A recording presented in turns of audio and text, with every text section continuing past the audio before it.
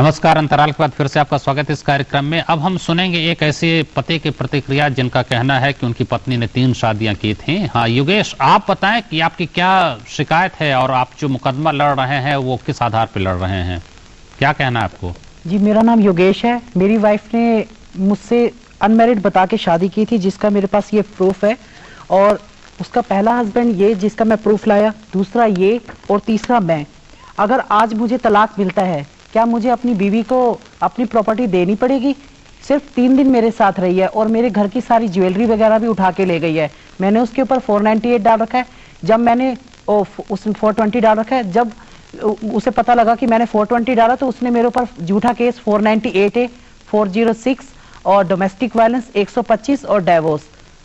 अब क्या वो मेरी प्रॉपर्टी ले सकती है, जबकि उसके दिल्ली में ऑलरेडी 3 मकान है? अगर मैं तलाक लेता हूँ, क्या वो मुझे भी उसका मकान मिलेगा? सिर्फ 3 दिन में क्यों भाग गई आपके साथ रहने के बाद? जी, उनका धंधा ही यही है कि जगह जगह शादी करना और पैसे ऐंठना। ये तो आपका आरोप है ना, कोई वजह तो रही होगी कि 3 ही दिन के बाद आपसे 3 ही दिन में स्थिति इतनी जो है वो बर्दाश्त के बाहर हो गई। जी, मैंने तो काफी कोशिश की कि मेरा घर बसे, क्योंकि मैं तो 2 महीने, शादी के 2 महीने बाद मैंने केस डाला।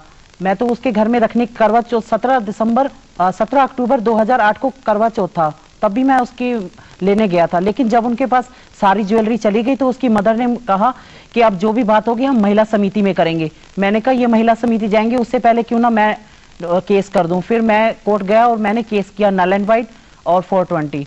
उन्होंने वुमेन सेल में मेरे ऊपर कृष्णा नगर में 498 डाल दिया। ठीक है योगेश, आपका बहुत बहुत धन्यवाद। और हम चलते हैं जयपुर, जहां की निशा सिद्धू हमारा इंतजार कर रहे हैं। वो जो भारतीय महिला फेडरेशन की राजस्थान शाखा की सचिव हैं। हाँ निशा सिद्धू जी, आप बताएं, आप पूरी चर्चा सुन रही हैं, आपका क्या विचार है? नमस्कार जी, मैं जयपुर से बैठी सारा आपका सुन रही हूँ डिस्कशन, और मुझे लगता है कि तलाकशुदा महिलाएं पूरी तरह से कानूनन हकदार हैं। जब पति के पास तलाक के बाद सारी संपत्ति रह सकती है तो पत्नी को उसका हिस्सा क्यों नहीं मिलना चाहिए? और दूसरा, जिन कानूनों की हम लोग बात कर रहे हैं, चाहे 498 हो, चाहे डोमेस्टिक वायलेंस एक्ट हो, और उसमें भी कितना कि इंटरिम के नाम पे महिलाओं को फायदा मिलता है। पति लोग अपील में चले जाते हैं, पिछले 4-5 साल के हमारे अनुभव ये कहते हैं, और वो लंबे समय तक कोर्ट में लटकते रहते हैं और उनको कोई अंतरिम भरण पोषण नहीं मिलता है। तो इसलिए संपत्ति में हिस्सा लेना तलाकशुदा महिलाओं को कानूनन हक मिलना ही चाहिए इसका। लेकिन निशा जी, आप क्या मानती हैं? एक विचार ये भी है कि बराबर बांट दो, चाहे पति का हो या पत्नी का हो, जिसके पास भी संपत्ति है वो बराबर बट जाए। अगर तलाक हो ही जाता है तो क्या पत्नी की संपत्ति भी मिलनी चाहिए पति को? देखिए, महिलाओं को आत्मनिर्भर बनाने की बात चल रही थी, और आत्मनिर्भर वो बने, वो शिक्षित हों, लेकिन जब बेटे को बराबर हक मिलता है तो बेटी को क्यों नहीं, और तलाक होने के बाद पत्नी को क्यों नहीं? हमारा तो ये सवाल है। बड़े अफसोस की बात है, कोई भी ये कह भी नहीं रही कि भैया कि हस्बैंड को भी अधिकार मिलना चाहिए। आप सुन लीजिए। हाँ नहीं, ठीक है। हस्बैंड को अधिकार की मैं बात नहीं कर रही हूँ, मैं पत्नी की बात कर रही हूँ। पत्नी को इसका हक मिलना चाहिए, अक्सर पत्नी को नहीं मिलता। और यहाँ तक कि हमारे सामने रोजाना 5 से 10 केसेज आ रहे हैं जिसमें ये होता है कि जैसे ही पता चला पत्नी ने 498 किया है या डोमेस्टिक वायलेंस एक्ट में गई है, इमीडिएट पति की सारी संपत्ति अपने रिश्तेदारों के नाम करवा देते हैं, अपने पिताजी के नाम करवा देते हैं। तो उससे क्या रिफ्लेक्ट होता है? उससे यही झलकता है कि वो संपत्ति नहीं देना चाहते हैं। हम इसलिए कह रहे हैं कि पत्नी को तलाक के बाद भी हक होना चाहिए, क्योंकि सड़क पे वो आती है, बच्चों के साथ हिंसा वो झेलती है, तो क्यों नहीं उसको सुनिश्चित हो उसका और उसके बच्चों का आगे का फ्यूचर जो है, इसलिए उसको प्रॉपर्टी में अधिकार मिलना चाहिए। निशा जी, लेकिन सामान्य तौर पे तो शिकायत ये रहती है, महिलाएं ही कहती हैं कि मेरा भाई तो बहुत अच्छा था, शादी के बाद ही जो है उसका स्वभाव बदल गया। अब आप कह रहे हैं कि भाई के नाम, पिता के नाम संपत्ति कर देता है, तो ये विश्वास जो भाई और पिता के साथ है, पत्नी के साथ भी विश्वास बढ़े, ऐसा कोई उपाय हमें करना चाहिए। और मुझे ये लग रहा है कि कहीं ना कहीं वापस वो पुरुष सत्ता की तरफ घुमाने की कोशिश की जा रही है। जब हमारा ये साफ साफ मानना है कि पिता की संपत्ति में से बड़ी मुश्किल से पैतृक संपत्ति में से हक महिलाओं को मिला है, और उसको तोड़ने मरोड़ने की कोशिश ना करें। ये सच है कि महिलाएं अक्सर ये कह देती हैं कि हमारा रिश्ता कमजोर हो जाएगा अपने मायके के साथ, अपने पीहर के साथ। और जब भाई भाई से संपत्ति का बंटवारा करता है तब तो रिश्ते कमजोर नहीं होते, और जब एक बहन उस संपत्ति से हिस्सा मांगने की बात करती है तब रिश्ते कैसे कमजोर हो जाते हैं। सर, यदि वो रिश्ते इतने कमजोर हैं तो कमजोर रहने दीजिए, लेकिन महिलाओं को कम से कम आत्मनिर्भर बनाने के लिए, उनके हक को दिलाने के लिए उसको संपत्ति में हिस्सा, चाहे वो उसके माता पिता की है चाहे ससुराल की है, तो उसको हिस्सा तो मिलना ही चाहिए। ठीक है निशा जी, आपका बहुत बहुत धन्यवाद इस चर्चा में शामिल होने के लिए। हाँ सर, ऐसा प्रॉब्लम है, ये जो कानून को रोकने के लिए मेंटेनेंस की बात क्यों कर रहे हैं? मेंटेनेंस कानून में मेंटेनेंस की बात नहीं कर रहे हैं, प्रॉपर्टी के अधिकार की बात मेंटेनेंस कानून में क्यों नहीं कर रहे? जब आपके पास मेंटेनेंस कानून है उसमें आपको प्रॉपर्टी के डाइवर्स का प्रॉपर्टी दिलानी है। कई बार कह चुके हैं ये संदीप की मेंटेनेंस, ये तो बात समझ में आ रही है कि आपका कहना है कि जब उसको एक बार मेंटेनेंस मिल गया, मुआवजा मिल रहा है, रख रखाव और प्रॉपर्टी भी, मान लो यदि मान लो आप कहते हो कि आज प्रॉपर्टी लड़के के पास है तो उसको मेंटेनेंस में सब जोड़ा जाता है। ये बताइए, अभी हमने एक योगेश कुमार की स्थिति देखी और उनका कहना है, अब जो भी है उनका पक्ष आपने सुना, शायद पत्नी का पक्ष हम लोग अगर सुने, हमने कोशिश की, फोन किया लेकिन संपर्क नहीं हो पाया। क्या कहेंगी आप अगर इस तरह से कोई औरत परेशान करती है किसी पुरुष को, आप क्या कहेंगे? देखिए, कोई भी गैर कानूनी काम करता है, सबसे पहले तो ये प्रिजम्पशन है कि भाई कोई भी गलत काम करेगा, गैर कानूनी काम करेगा। और जैसा ये कह रहे थे कि पत्नी ने तीसरी शादी की और वो शादी सिर्फ इसलिए करती है ताकि वो दूसरों के साथ ठगी कर सके जिससे शादी करते हैं, तो ये एक क्राइम का केस है ना, और ये केस एक्सेप्शन है।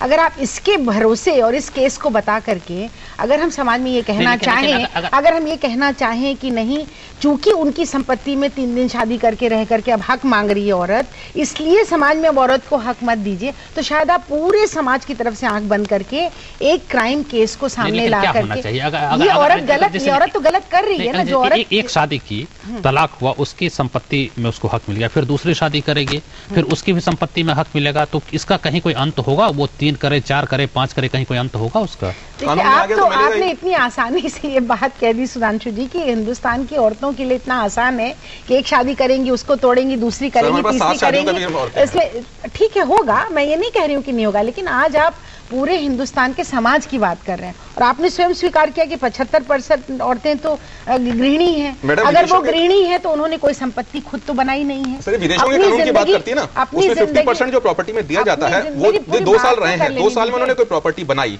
तो मैडम जो करें 50% उसी अधिकतर देशों में खाली उसी ड्यूरेशन की प्रॉपर्टी का दिया जाता है। वो कहते हैं आप 2 साल साथ रहे, आपने कुछ किया जाता उसी का, ये नहीं है कि उसकी एंसेस्ट्रल प्रॉपर्टी का कहीं पे भी नहीं दिया जाता। इस कानून को पढ़ लीजिए, इस कानून को ध्यान से पहले पढ़ लीजिए। इस कानून में क्या कहा गया है? पति पत्नी की संपत्ति, marital property, matrimonial right to property, acquired during marriage. आपने कुछ पढ़ा लिखा नहीं, आप जबरदस्ती 125 और पार्लियामेंट मेंबर वगैरह बाहर ही नहीं आया, रिपोर्ट तो बाहर ही नहीं आई है, इसलिए कह रहे हैं 30 मेंबर्स के पास है, हमारे तो प्रेस रिलीज में वो कह रहे हैं सिस्टम मिलनी चाहिए। इसलिए मैं कह रही हूँ कि मैट्रिमोनियल राइट टू प्रॉपर्टी होता है जब शादी के बाद पति पत्नी मिलकर जो संपत्ति बनाए, जब तलाक होगा उसमें हक की बात है। मेरा जो मानना है वो मेरा टोटली डिफरेंट डायरेक्शन है। मैं तो पहले भी बेसिकली मेरा बिलीफ ये है कि हर लड़की को खुद अपना सेल्फ सफिशिएंट होना चाहिए, जो मैं पहले भी कह चुकी हूँ। आत्मनिर्भर होना चाहिए, नौकरी करनी चाहिए, वो जरूर करनी चाहिए, क्योंकि हम नहीं चाहते कि किसी भी लड़की को जो नौकरी करना चाह रही है उस पर डोमेस्टिक रिस्पॉन्सिबिलिटी इम्पोज की जाए। मैं एक एग्जाम्पल देना चाहती थी आपको कि जैसे केसेस जाते हैं कोर्ट में और एक स्टीरियोटाइपिंग ऑफ रोल्स होता है कि लड़की जो है वो घर का काम करेगी और लड़का कमा के लाएगा, और लड़की अगर कमाती भी है और बाहर काम भी करती है तब भी डोमेस्टिक रिस्पॉन्सिबिलिटीज उसी पे होती है। दोनों क्योंकि वो स्टीरियोटाइप दोनों, एक्चुअली मेरी नॉलेज में अभी तक मैं बहुत केसेस को रिव्यू कर चुकी हूँ, कोई भी केस ऐसा नहीं आया है जहां पर कोर्ट ने हस्बैंड को ये हिदायत दी हो कि आप भी डोमेस्टिक रिस्पॉन्सिबिलिटी शेयर कीजिए।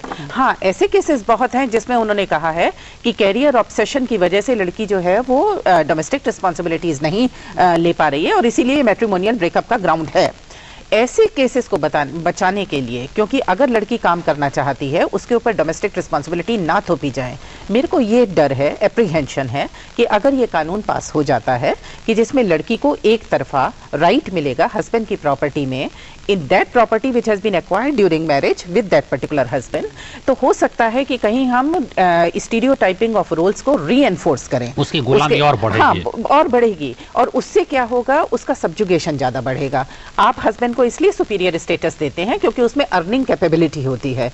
वाइफ की जो डोमेस्टिक कंट्रीब्यूशन है, हम अभी भी ये बहस कर रहे हैं कि देखिए ये काम होता है, ये बहुत ज्यादा मेहनत का काम है, ये इक्वल आपको वेटेज देनी चाहिए, लेकिन हम बहस कर रहे हैं, माना तो अभी किसी ने नहीं है ना। कानून आया है, सुप्रीम कोर्ट ने 3 बार कहा है, संदीप समय नहीं हमको, सुप्रीम कोर्ट ने कहा है 3 बार तब कि भैया इर्रेवोकेबल ब्रेकडाउन ऑफ मैरिज आप ग्राउंड ऑफ डाइवोर्स बनाओ। वो तो स्मृति शिंदे का केस आया जिसमें ये कहा गया कि वो कहती है कि मैं रहना चाहूं और पति कहे कि हम नहीं तलाक देंगे। तो दूसरे मामले में 16 दिसंबर 2009 को सुप्रीम कोर्ट ने सरकार को नोटिस जारी किया था, वो एक अलग मामला था। और निश्चित रूप से तो हम सुप्रीम कोर्ट की सुने, हम हाई कोर्ट की सुने, जो भारत सरकार को बार बार ये कह रहा है कि आप इर्रेवोकेबल ब्रेकडाउन ऑफ मैरिज डाइवोर्स को पास करो। ठीक है, अभी हमारा वो उसको रोकने के लिए आप मेंटेनेंस का बहाना बना रहे हो। बहुत विस्तारित नहीं कर सकते और समय की भी सीमा है। संदीप,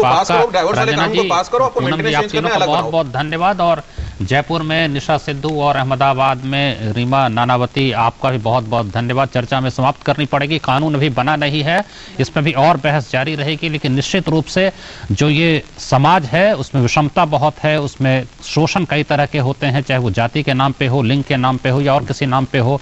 शोषण मुक्त समाज हमको बनाना चाहिए, लेकिन समरसता भी साथ साथ बनी रहनी चाहिए। समाज जो है वो ऐसा न हो कि बिल्कुल टूट फूट जाए, बिखर जाए, इसको भी सुनिश्चित करने की जरूरत है। आपके पास अगर कोई सुझाव है तो हमें भेज सकते हैं as@dd.nic.in। आप हमें पत्र भी लिख सकते हैं। आमने सामने, कमरा संख्या 511, टावर 2, दूरदर्शन भवन, कोपर्निकस मार्ग, नई दिल्ली 110001। अगले सप्ताह फिर मिलेंगे। नमस्कार।